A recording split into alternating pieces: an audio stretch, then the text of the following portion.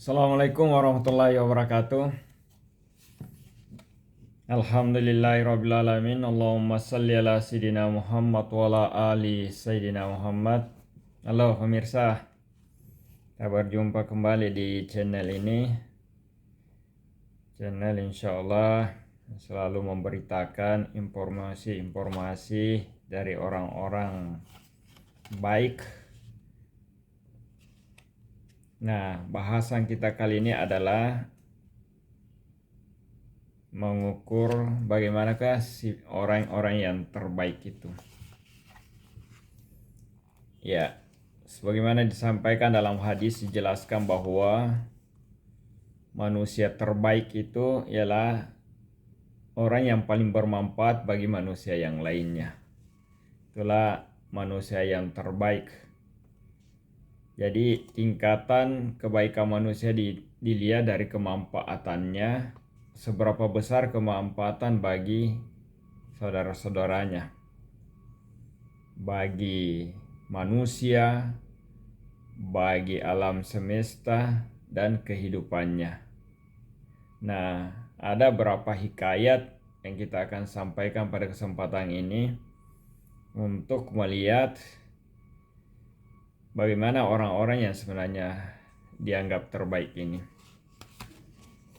Jadi yang pertama ini datang dari ketika cerita dari Umar bin Khattab radhiyallahu anhu.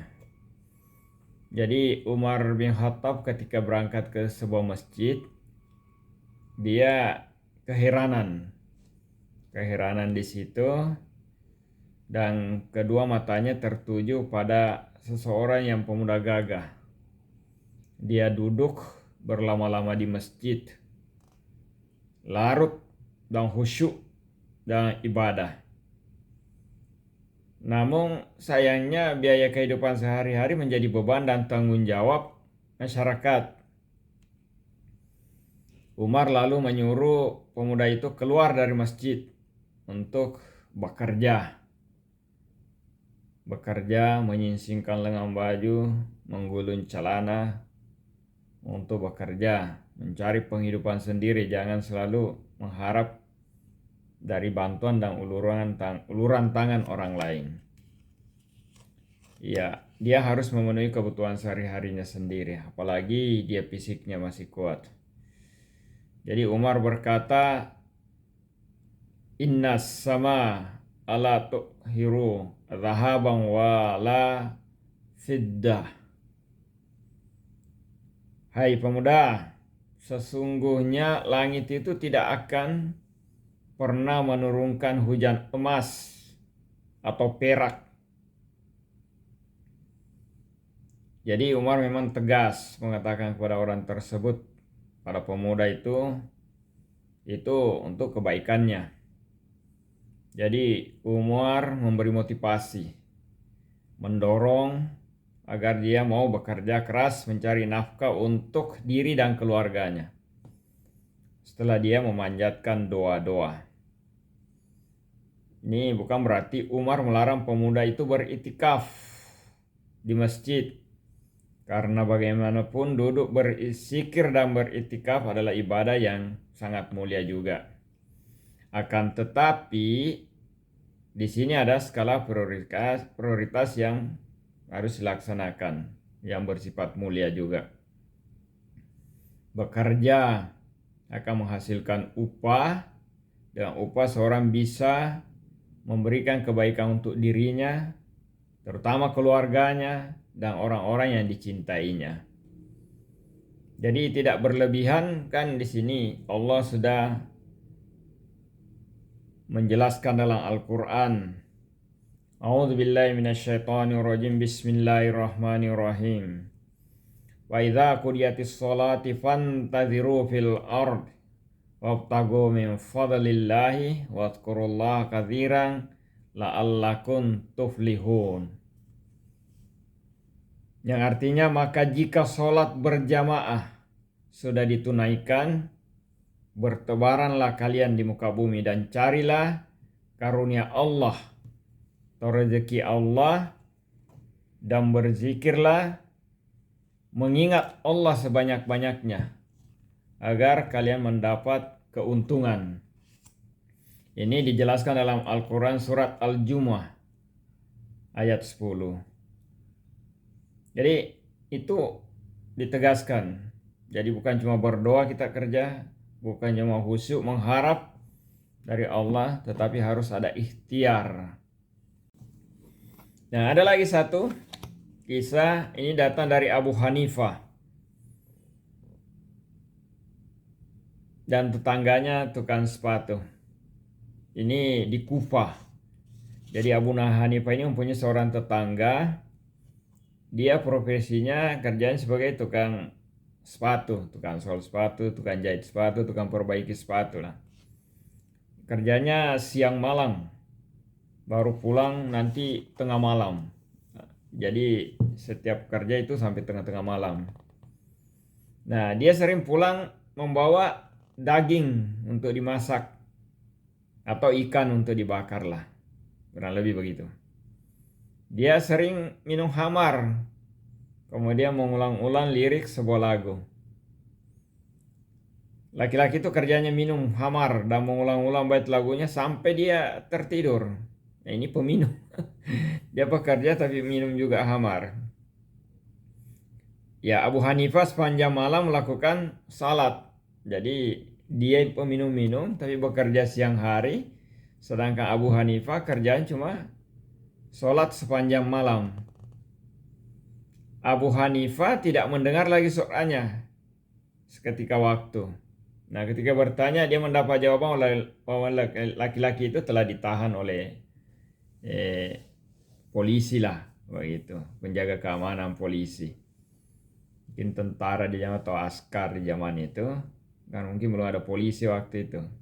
Tapi yang jelas semacam polisi penjaga keamanan, terantibun. Nah, ketika Fajar mulai menyingsing begitu, selesai sholat subuh, Abu Hanifah dia menaiki kudanya, kemudian menemui gubernur Kufah.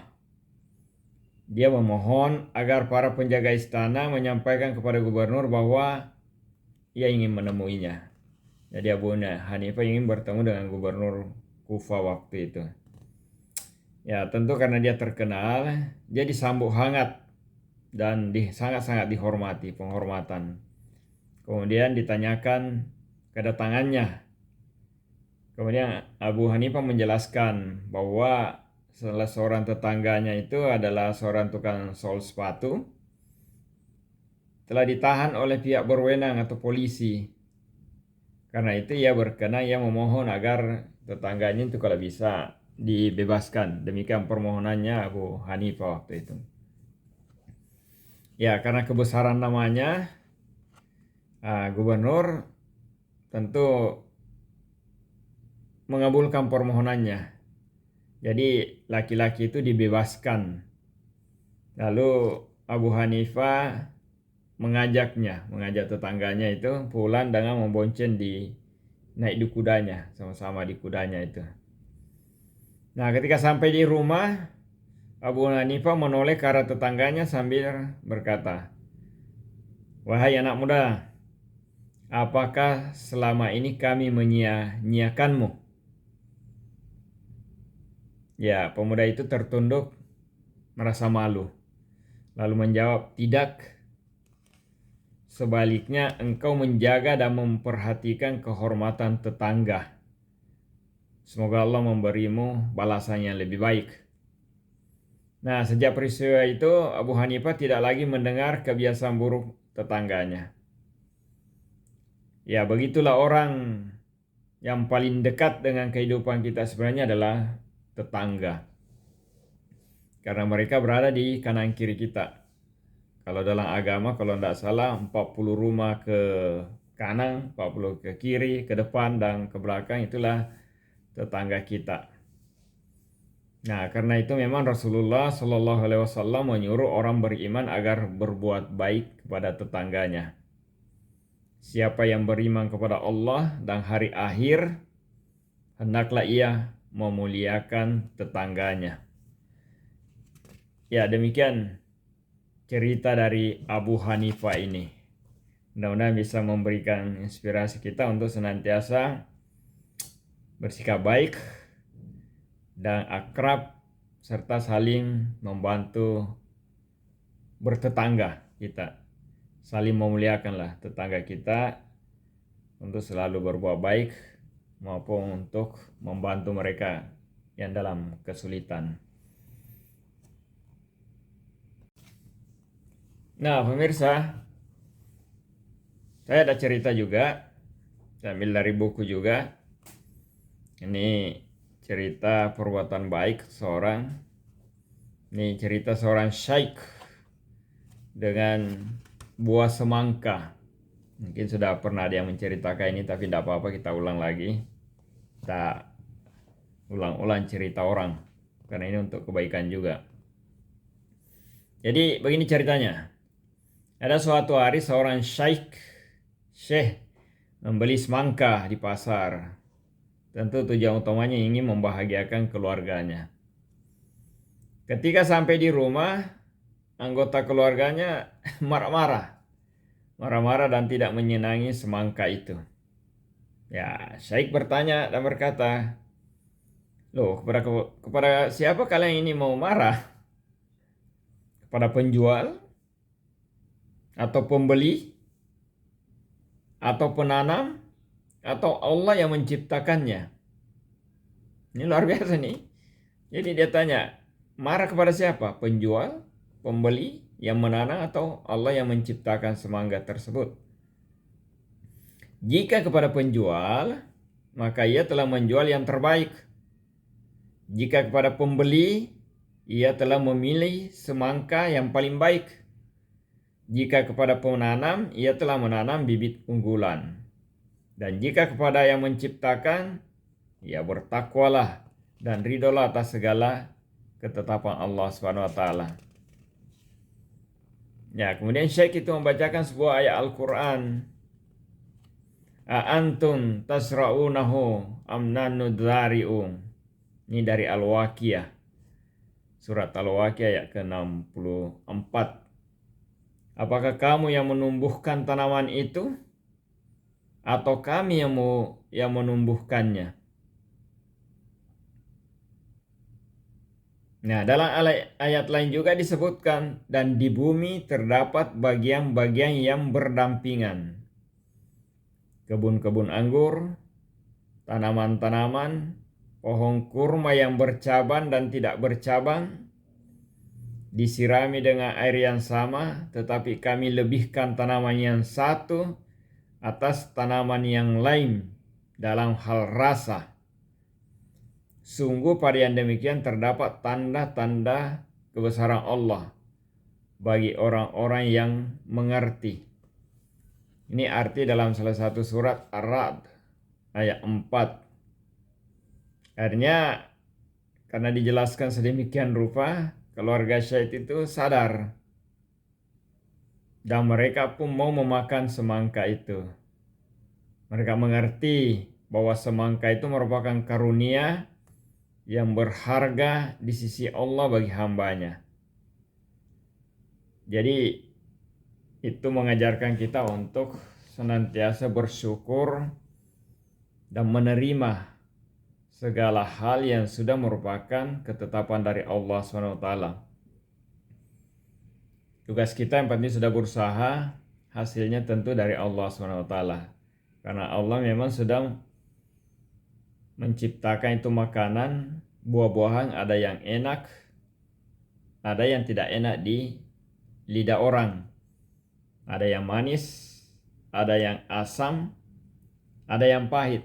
Tapi semua ada kegunaannya.